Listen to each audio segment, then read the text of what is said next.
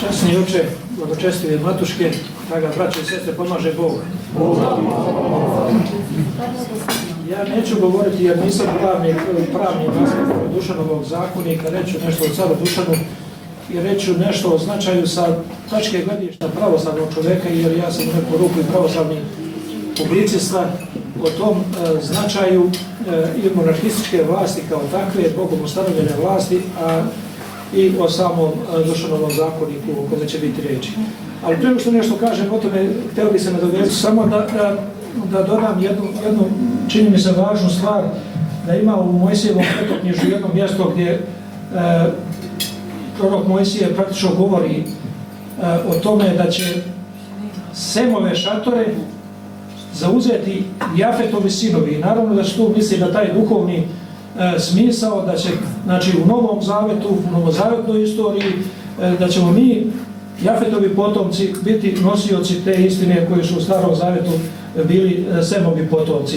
Dakle, bukvalno ta rečenica, ne mogu sad tačno citirati, ali ta rečenica, ovo o čemu je govorio otac, i ta rečenica pokazuje da je još tada i prorok Mojsije praktično govorio i pominje da će, znači u tom jednom duhovnom smislu, Semove šatore napuniti Jafetovi potomci. I to jeste ono što je odlikovalo Srbiju još od prvih vekova krštenja. Mnogi ne znaju da je u takozvanom, ne takozvanom, nego u knjizi, kako ga zovu Rusi, otac ruske istorije velikog Nestora Letopisca, povijest vremenih leta, u toj knjizi praktično je Nestor naveo da su Sloveni prvi put kršteni i navedi grad Sirmijum, znači Sremska Mitrovica današnja, od apostola Pavla učenika. Evo danas je Pavlov dan i ništa nije slučajno, da su kršteni od strane Andronika, njegovog apostola, i kaže da su se iz tih krajeva sa Podunavlja preselili tamo u Rusiju. Ja sam prvo trenutka za to čitao, pošto je to kod nas bilo prevedeno, posumnjao sam da nisu ovi neki naši istoričari nešto to pogrešili, pa sam otišao u Ruski dom u Beogradu, u biblioteku, uzeo sam original, provjerio i vidim da je zaista Nestor tako napisao i na ruskom jeziku, dakle da su praktično sa ovih prostora pokrenuti na te prostore Slovenije. Eto jedan mali iskorak i znači u tim zaista elitnim vekovima srpske istorije, od koje je naše sunce, naš Sveti Sava, koji je taj jedan ogromni potok okrenuo ka Hristu, bilo i pre toga naravno hrišćana među Srbima, ali u takvoj jednoj organizaciji i stvaranjem crkve zaista ceo narod je krenuo onako za Hristom i zaista u tim elitnim vekovima srpske istorije, čiji vrhunac jeste period cara Dušana, mi imamo jedno Hristoslovlje i Hristoslavlje, imamo jednu propoved evanđelskih vrlina, ne samo kroz naše predivne manastire svetih Nemanjića, nego u svemu onome što je doticalo ljudski duh, to Hristoslovlje se iskazivalo. I u ćilimima koje su tkale žene, i u krčazima, u grnčariji koja je pravljena, u pesmama, zaista svuda je jedno to Hristoslovlje vladalo i ono je bilo postavljeno na pijedestal glavni države i u samom državu, kad smo praktično sa Dušanom, kad smo i carstvo dobili 1346. godine, car Dušan je postao car i u to vreme carstva to pravoslavlje jeste postavljeno kao jedan kamen temeljac, jeste postavljeno kao krajugaoni kamen celokupnog srpskog naroda i zaista u tim elitnim vekovima srpske istorije srpski narod jeste bio duboko hristocentričan narod.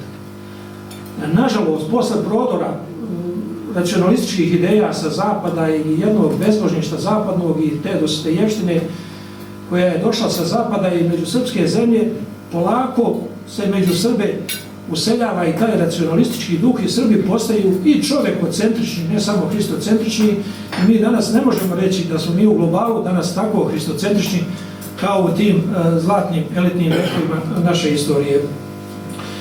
Dakle, vera srpska posle bitije Svetog Save činila je to da ljudi su prosto čitali Bibliju. Ta vera je posebno svjedočena u svetim vasiljanskim, ne u svetim pomesnim saborima i u srpskim manastirima koji su zaista nicali i naši sveti vladari kao nijednom drugom narodu na planeti. I ovo što kaže otac da jesmo poseban narod, zaista jesmo poseban narod. Vi vidite u svim tim drugim narodima mnoštvo palata. Po čemu mi pamtimo naše svete Nemanjiće, naše svete vladare? Pamtimo ih po njihovim zadužbinama, po njihovim crkvama, manastirima, freskama. Pamtimo ih kao branioce istinske svete i pravoslavne vere. To je bio i Dušanov zakonik je se oslonio praktički na nomokanon Svetog Save kao dva najznačajnija srpska pisana srednjovjekovna dokumenta, kao brat i sestra na neki način, ali Dušanov zakonik, iako je bio predviđen za jednu vrstu građanskog prava i građanskog zakonika, ne samo crkvenog, pošto je nomokanon bio crkveni više, međutim, on je izuzetnu ulogu davao i dalje i pravoslavlju i srpskoj pravoslavnoj crkvi. Mnogi ne znaju da je prvih 38 članova Dušanovog zakonika vezano za crkvu i odnose se na crkvu. Mnogi ne znaju da je praktično brak kao ustanova u Dušanovom zakoniku do tada je mogao biti i običajni brak, i to običajno pravo koje se koristilo. Dušanov zakon strogo propisuje da je ništavan svaki brak osim crkvenog braka. Koliko bi nam danas to valjalo? Mi danas kada vidimo koliko je razvoda brakova, budite sigurni da je u ogromnom procentu oni brakovi koji opstaju da su to upravo crkveni brakovi. Danas ne možete naći necrkveni brak ako nije u crkvi sklopljen da se ne razvode već posle godinu, 2 dana, nekad i pre tog roka. Dakle, Dušan je imao tu svest i kao i svi vladari sveti Nemanjićke države, imao je taj jedan, kako da kažem, značaj i svest da je najvažniji zadatak pravoslavnog vladara, a pogotovo pravoslavnog cara, da stvori blagoprijatne uslove za spasenje duša njegovih podanika. I u tim vekovima carevi pravoslavni jesu bili jedna spona između Boga i naroda.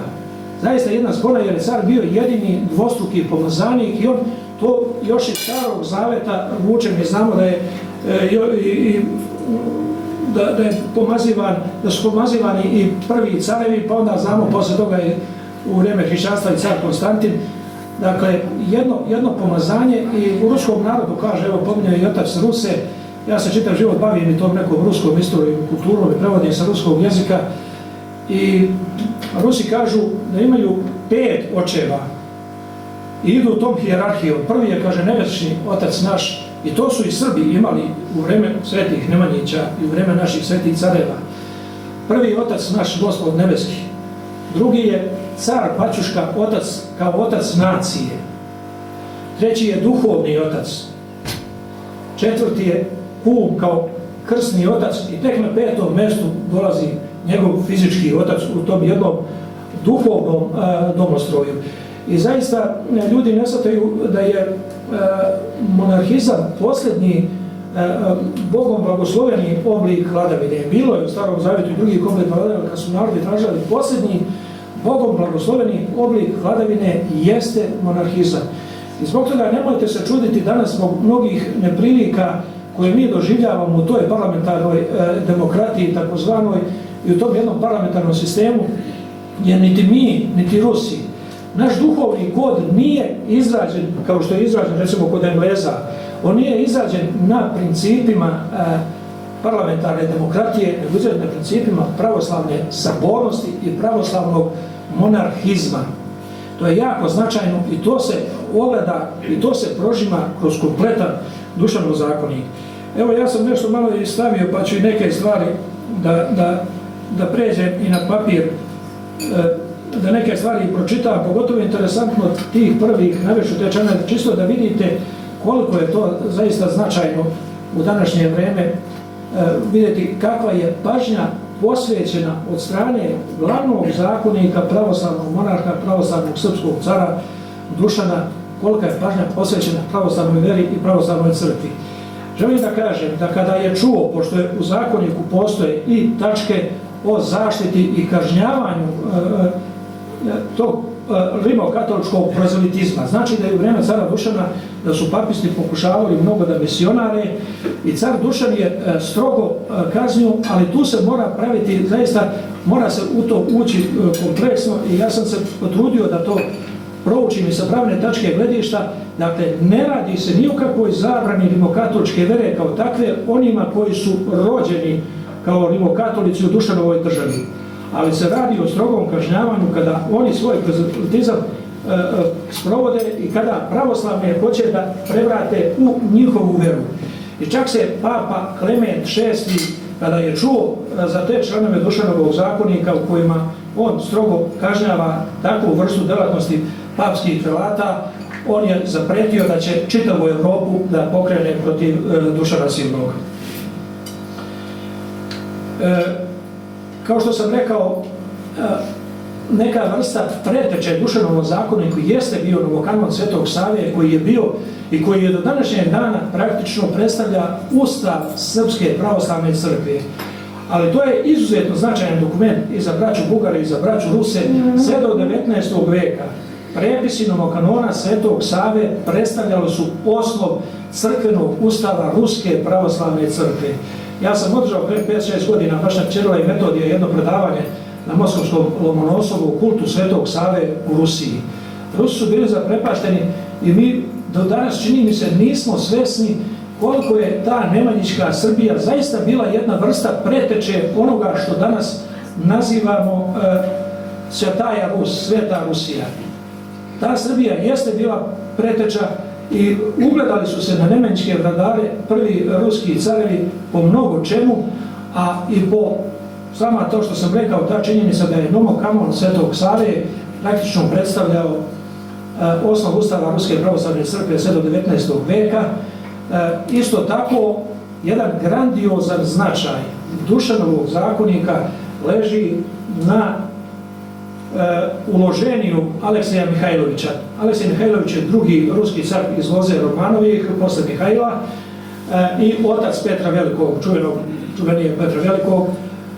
I on je napisao prvi kodifikovani pravni kodeks Ruske carevine, to se zove Uloženije Alekseja Mihajlovića. Ta knjiga, moj prijatelj, doktor pravnih nauka sa Univerziteta u Kragujevcu, Zoran Čvorović, doktor, on je napisao doktorsku disertaciju o uloženju Alekseja Mihajlovića i posle toga je jednu knjigu o značaju Dušanovog zakonika na rusku pravnu misao i praktično mi sa tom doktorskom disertacijom postajemo svesni da je Dušanov zakonik također imao jednu grandioznu ulogu i u stvaranju ruskog svetovnog ili državnog prava i u pisanju tog njihovog kodeksa, tog uloženja Alekseja Mihajlovića. Ogroman značaj u tome je imao Dušanov zakonik. Samo da vidimo šta sam zapisao. Ovdje ću da pročitam jedan pasus o tom poreklu, božanskom poreklu carske vlasti. Na ruskom je ovo jeziku, pa ću ja prevoditi direktno sa ruskog. Zbog toga je nužno gledati na učenje božanskog pisma o carskoj vlasti kao na najjasniju, pozitivnu i neporecivu istinu. Ako budemo što je moguće dalje od veoma štetne za razlaganje naše otadžbine racionalističke misli, smatrajući problem koja smatra carsku vlast problemom. Gledat ćemo na to pitanje očima pravoslavne vere, to jest da ne sumnjamo u to što je uvijek i na posebno definisan način to rešeno u samom Svetom pismu. Zato treba da ispovedamo veru u bogotkrivenu istinu o carskoj vlasti, pamteći da kod nas ne može biti ništa zajedničko sa europskim racionalizmom koji uništava tu spasonosnu veru bez koje je nemoguć preporod kako Rusije, naravno tako i Srbije. Dakle, ta svijest cara Dušana o značaju pravoslavne vere, ona se izuzetno mnogo ogleda i u njegovom Dušanovom zakoniku. Znači, on je 36. godine zacaren, 1339. godine je donet prvi deo Dušanovog zakonika, da bi 54. godine, godinu dana pred Dušanovo trovanje, bio dopunjen sa još 60 članova u tom, kako zove, u Seru, na saboru crkveno-narodnom u gradu Seru. Dakle, kompletan njegov godinu dana pred njegovu smrt Dušanov zakonik, nažalost, koji nije originalni jedan sačuvan, ali jeste mnoštvo prepisa od kojih već iz tog 14. veka ima jedan značajan deo i može se reći da se pomalo razlikuju u nekim delovima, da nisu apsolutno svi isti, ali pogotovo ti prvi prepisi ukazuju apsolutno na jednu autentičnost istinskog. Ponavljam, novokanon Svetog Save sačuvani su i originalni delovi, nažalost u Zagrebu se danas nalazi, nije u srpskim zemljama, a Dušanov zakonik nijedan, nažalost, original nije, ali je ostalo mnogo prepisa.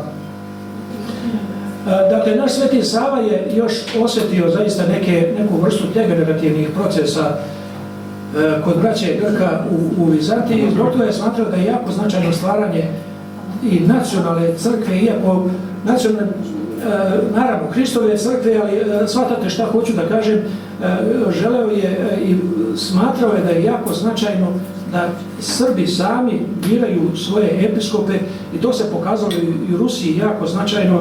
Ja ću vam reći, evo ova knjiga koju sam, nešto ću pred kraj, kada završimo Dušanovo zakon, reću par reći, donio sam nešto knjiga na poklon, ako neko hoće nešto i da kupi, ali znači, osjećajući te neke degenerativne procese, on je bio svestan da je neophodno da mi sami biramo svoje episkope i ako vam kažem da je 200 godina posle nas Ruska pravoslavna crkva dobila rang patrijaršije, negdje 1589. godine, čini mi se prvi ruski patrijarh Jov, kad su dobili tomos od Grka, da je praktično uz jednog našeg Srbina koji je bio u vreme Sergija Radonješkog, da je ovaj mitropolit Ilarion bio jedini Rus na Kijevskoj katedri, pošto su to birali Grci, Konstantinopolje birao ruske mitropolite dok nisu dobili punu samostalnost i zahvaljujući snazi države Jaroslava Mudrog, sina Vladimira Krstelja Rusije, oni su morali pustiti tog Rusa, ali odmah pošto se upokojio Jaroslav Mudri, odmah posle toga praktično je ponovo doveden Grk na Kijevski prestol, a potom i na Moskovske prestole. Tako da hoću da kažem da je ta misija Svetog Save, kada je 1219. godine u Nikeji isposlovao samostalnost za srpsku crkvu, imala izuzetan značaj za srpski narod i za naše pravoslavlje, imala je značaj da opstanemo i ostanemo okruženi vukovima sa svih strana, ali i da ostanemo i dalje Hristovo stado, da ostajemo jaganci i kako reče jednom naš sveti vladika Nikolaj, iako vučica ošteni po 5-6, a ovca jedno ili dvoje jagnjadi, i danas je više jaganjaca nego vukova i danas smo još uvijek Hristov narod i jagnjeći narod, nismo vuči narod. Srpske pravoslavne crkve u Dušanovom zakoniku obuhvatao i povlastice koje se tiču njenog ekonomskog, upravnog i sudskog imuniteta. Znači, iako to zakonik izričito nije rekao, baština crkve i manastira bila je neprikosnovena i ni iz jednog razloga im nije mogla biti oduzeta. U tom smislu crkva je u Dušanovom zakoniku bila povlašćeniji feudalac od vlastele. Budući da je vlasteli baština mogla biti oduzeta u slučaju izvršenja krivičnog dela nevere ili izdaje, a crkvi se nije moglo oduzimati baština. Hoću da govorim koliko je bila jaka svetlost, koliko je jaka bila svijest, crkvena svijest srpskih vladara u toj epohi Nemanjića i koliko je i kod samog cara bio izuzetan položaj koliko je imala Srpska pravoslavna crkva u njegovoj državi. Pravni položaj Kaluđera regulisan članovima 15, 16, 17, 18, 19 i 24 Rakovičkog propisu, potom 29, 30, 37, 95, 160 i 196 Dušanovog zakonika. Ponavljam da je prvih 38 članova apsolutno su vezana isključivo za crkvene probleme i crkvena pitanja i crkvenog pravo. Član 35 Dušanovog zakonika potvrđuje pravo igumana da upravlja celokupnim manastirskim imanjem i da njime raspolaže u skladu sa ktitorskom poveljom konkretnog manastira. Dušanov zakonik uveo i nov položaj popova Srpske pravoslavne crkve, pa kaže da ih je oslobodio od patrimonijalnih rabota u korist gospodara zemlje. To je jasno iskazano članom 64. A član 31 uređuje pravni položaj popova na manastirskim vlastelinstvima.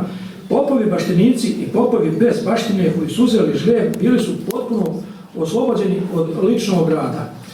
Zakonik je odlučno propisao obavezan crkveni brak za sve pravoslavne vernike. Najveća opasnost od koje je trebalo zaštititi pravoslavlje bila je rimokatolički prozelitizam.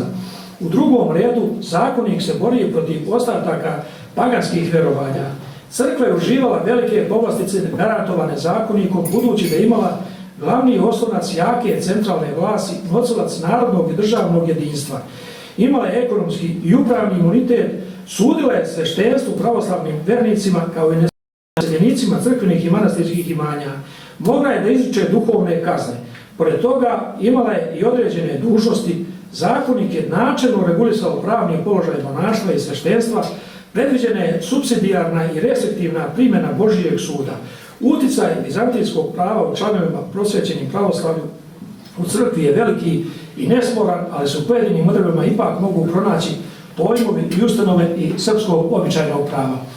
Evo, ja vas ne bih više javio, ako ima i neko pitanje, ne mora biti ni vezano za temu, ako dozvolite samo par reći.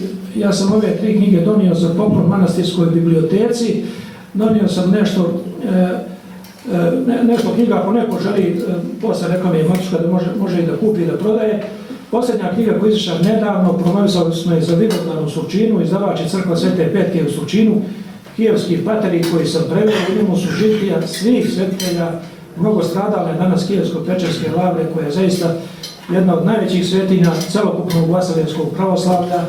Imao sam tu Božiju milost da 2011. godine tamo boravim 2 noći i verujte mi, preko 30 puta sam bio u Rusiji, obišao sam mnogo ruskih svetinja, bio sam na Svetoj gori, ali čini mi se ništa slično sa tom svetinjom.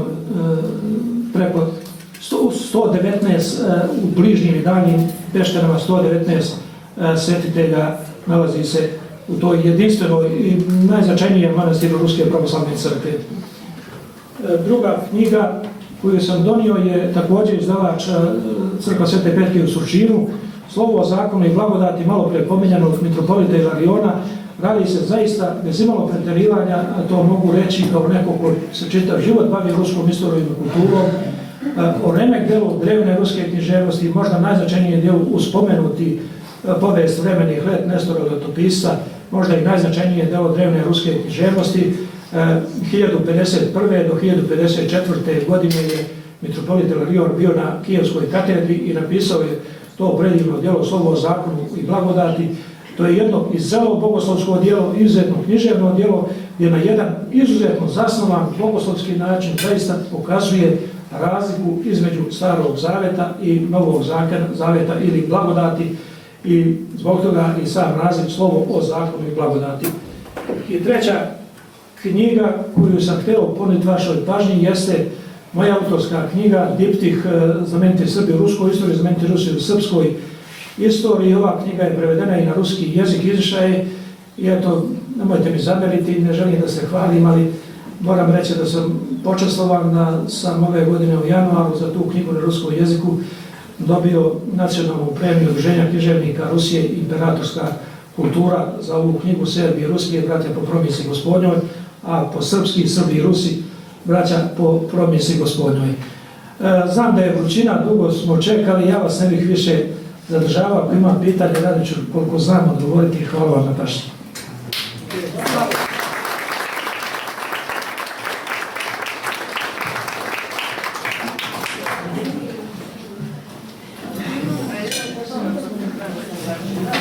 Ima pitanje neko da pita nešto, neka ih volim.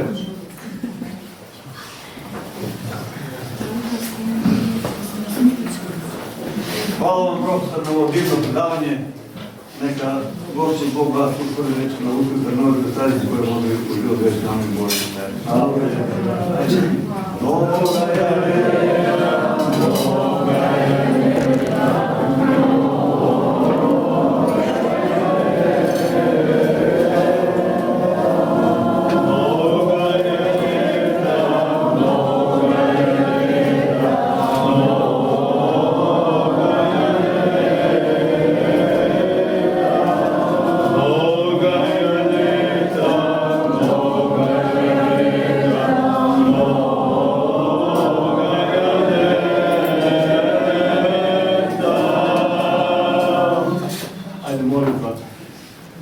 Благодарим Бог. Благодарим Ти, Господи Боже наш, što si nas naslušao tvojim zemaljama.